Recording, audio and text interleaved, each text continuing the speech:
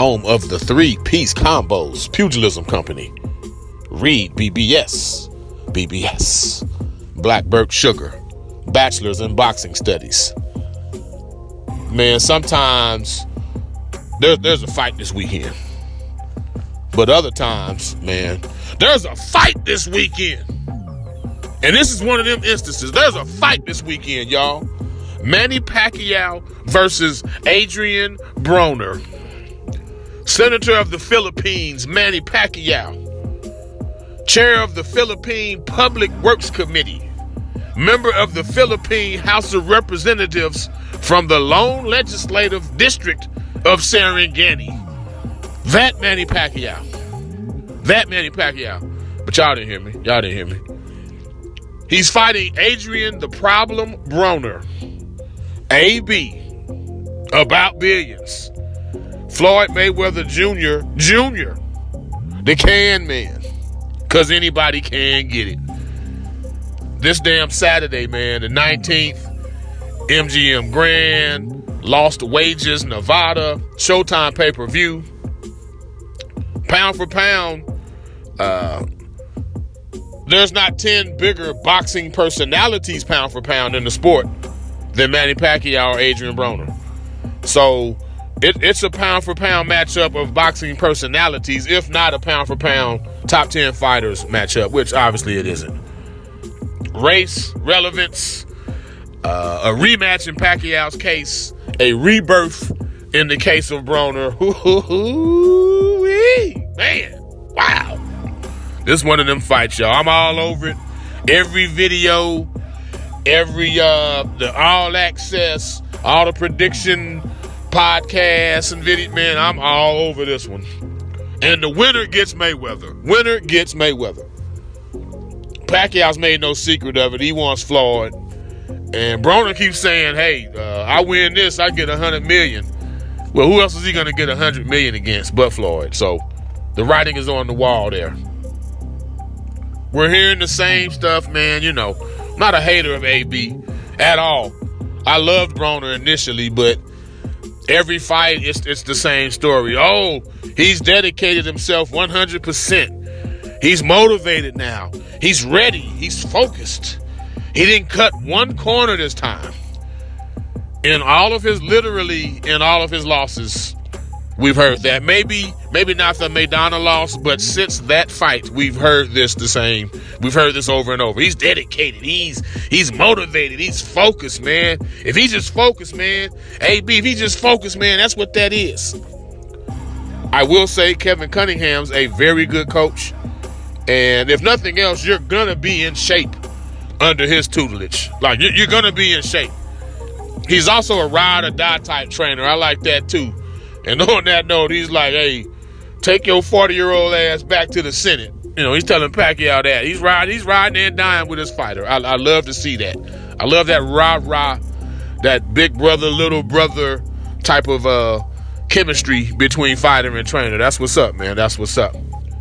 And Broner himself, he says, I need structure because I'm a damn fool. So he appreciates what he gets from Kevin Cunningham. The question is it enough or is it too late for that? What I want to touch on, though, briefly is the tweaking, the provoking, the prodding of the brash Adrien Broner. We all know who he is, man. We all know who he is. Anyone that goes into a fight with him, they already know what he's capable of verbally. And he made some inappropriate comments towards people of Pacquiao's persuasion. An Asian reference, basically. Y'all heard it, the cat and dog thing. You know, I'll get deeper into that in a second. But I want to say this first. Don't poke some bears. Like Broner, he's a last word type dude. He's going to get the last word. You're not going to win a verbal altercation with him. You're just not.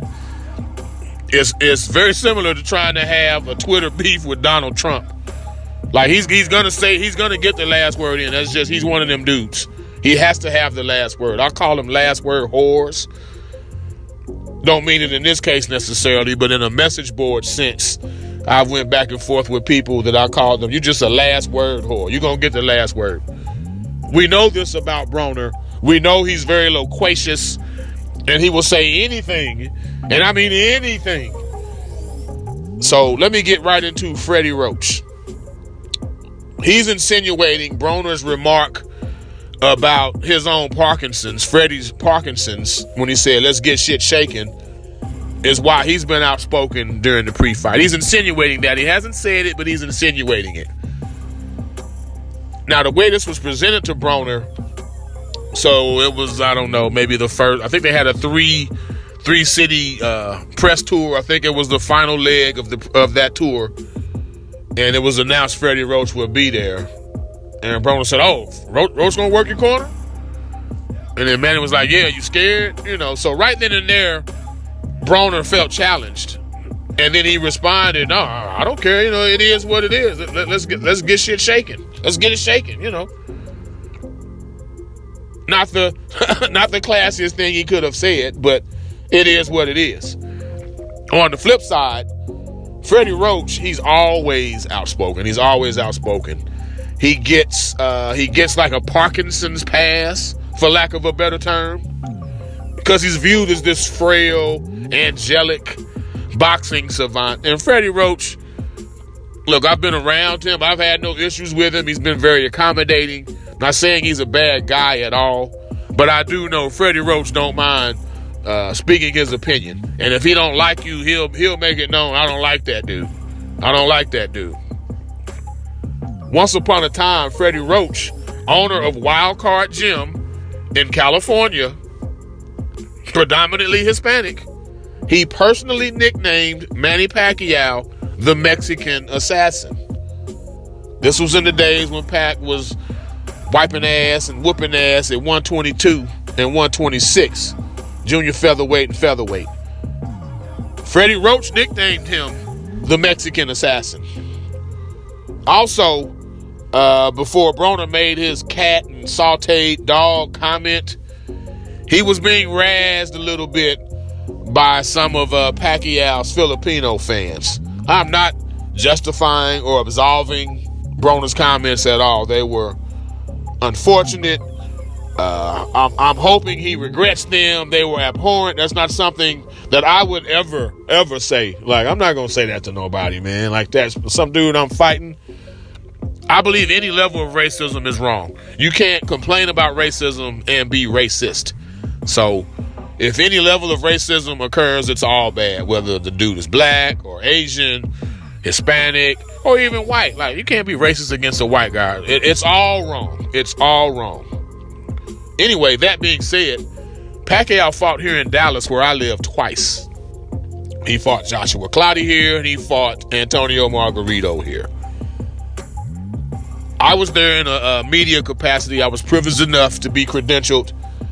And I can recall walking up to Cowboy Stadium, where all the festivities were held. The press conferences, the weigh-ins, everything was held at Cowboy Stadium.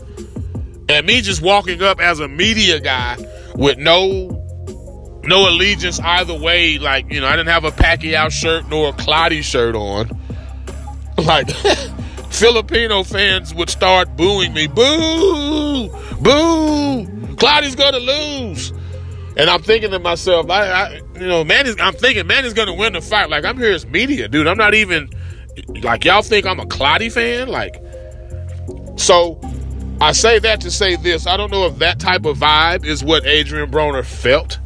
Again, his comments, you can't go the cat and sauteed dog route, man. That's just not cool at all, man. That's not cool at all. Because if someone went at Broner like that, with a black reference, some fried chicken or some shit, he would have went nuts and probably whipped somebody's ass at the press conference or at the media event that it was. So we can't have it both ways, man. It's got to be fair across the board. But I just want to point out that, look, he didn't just pull that out of nowhere. Like, him and Manny are cool. They see each other, they dap each other up. Between Mikey and Broner, there was nothing. They had no issues. So you just have to recognize your audience, especially if it's Adrien Broner, and you don't poke some bears, man. You just don't. Poke me, I poke you back. Poke me, I poke you back. real quick, subscribe, like, comment, and share. Share that shit. Speaking of which, want to give a shout out to the man, the homie, Black Fight Fan TV. Yeah, man. Yeah. We in this thing. Hey, big fan of what you do, brother. It was an honor. You know, it was very cool for you to post the link to the Curry interview, part 1, that we've released on your own social media, bro. You ain't have to do that. Just want to shout you out. Appreciate the love.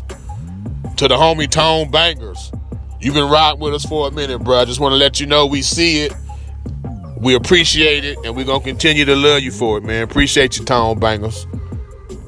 Let's get into these styles, though, man. We got to get into the fight itself. So I've talked around issues and this and that, and here's the long and short of it. Punch rate, activity, and volume. In those regards, Adrien Broner matches up piss poor with Manny Pacquiao. Like, it couldn't be a worse matchup in terms of punch rate, activity, and volume. Broner, he waits till he's in range and he sees an opening to punch, whereas Manny Pacquiao punches himself into range. Like, that's a ridiculous edge in favor of Pacquiao. Pacquiao, he's throwing the southpaw jab or the double southpaw jab, and it's just to get him in range to drop the hammer on your ass, which is the left cross. The 2 in the southpaw 1-2. He's a southpaw 1-2 dude, and his 2 is that cross. Manny Pacquiao's better. He's busier. He's more mobile. He's more dynamic. AB's tough, man. He's proud. He's repping the hood here. He got Rick Ross, repping with him. And I get it. I feel that, man. He's proud. He's tough. He's never been stopped. I think only Maidana dropped him, if I'm not mistaken. But he's not beating Manny Pacquiao, man. He's just not. I got Manny Pacquiao by unanimous decision. More convincing than Mikey's unanimous decision was over AB. But it'll be a more fan-friendly fight. Like, AB will show up. It's a big occasion. He's not going to disgrace himself. He's not going to lose any marketability after this fight. But he will lose this fight. And if he's tripping, Manny might get him late, man. It could be a late stoppage, but my official prediction is Manny Pacquiao by a wide UD. Again, please subscribe, like, comment, y'all. Home of the 3-piece combos, Pugilism Company.